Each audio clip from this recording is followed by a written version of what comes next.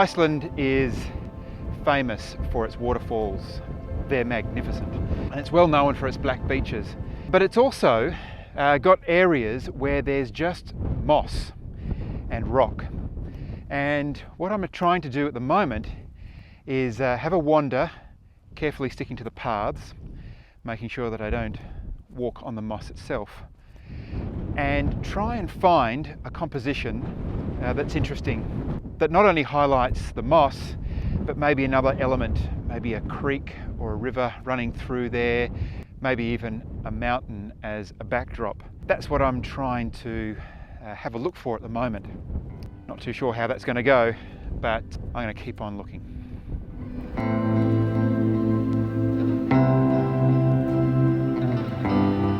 One of the interesting things about traveling and landscape photography is that when you move away from home, away from your immediate area, your local area, the area that you're familiar with, you come up against elements, you come up against locations that are completely foreign to you. It's so creatively stimulating. You have different conditions that you need to start to become aware of and adapt to. You've also got different landscapes, different landmarks that you need to work compositionally. And I found that both challenging this week, but also incredibly rewarding. Where I'm from in Australia, we don't have any mountains like this. We don't have massive waterfalls. We don't have icebergs just sitting on the beach. I found this experience really rewarding, both from an experience point of view, experiencing a new country and a new culture, but also creatively with my landscape photography. And who knows, maybe those experiences and those creative challenges will impact my creativity and my photography when I go back to Australia.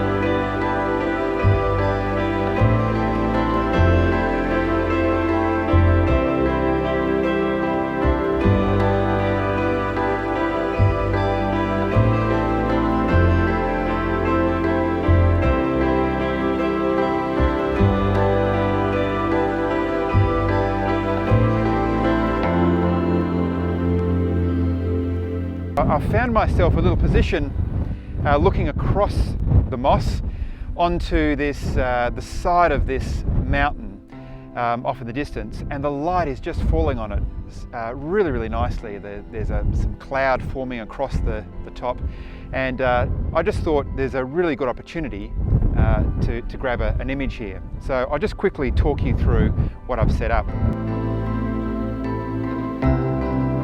What makes this interesting along this mountain is that there's lots of crevices that have been dug out by water over time. There's a couple of waterfalls I see. There's a little farmhouse off on the left-hand side. So all that detail is going to be really nice.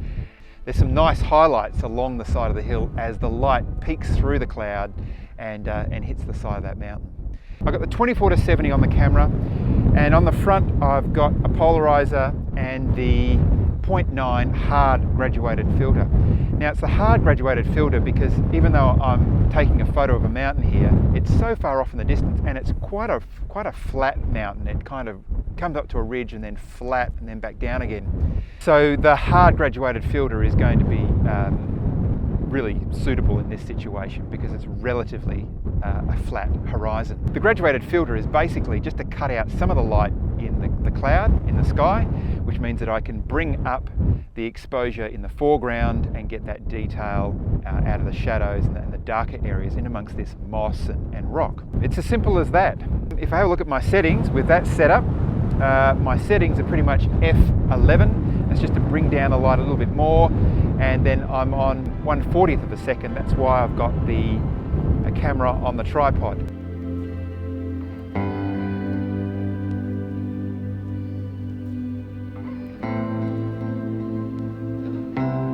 So I'm not too sure how this is going to turn out.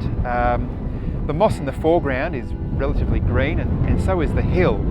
But in post-processing, the moss might actually turn out to be a little bit more yellow, and that might contrast nicely with the light hitting the side of the hill. Anyway, with that set up, I'll take the shot and we can have a look at how it turns out.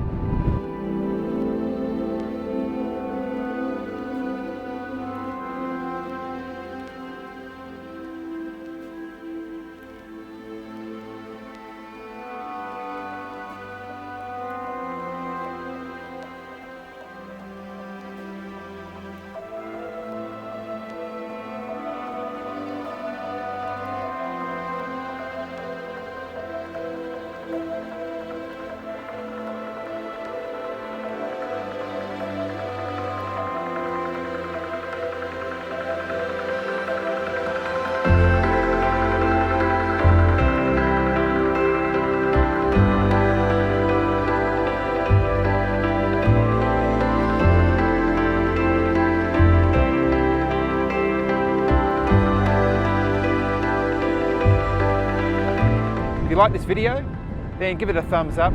And if you like this sort of content generally, then please consider subscribing.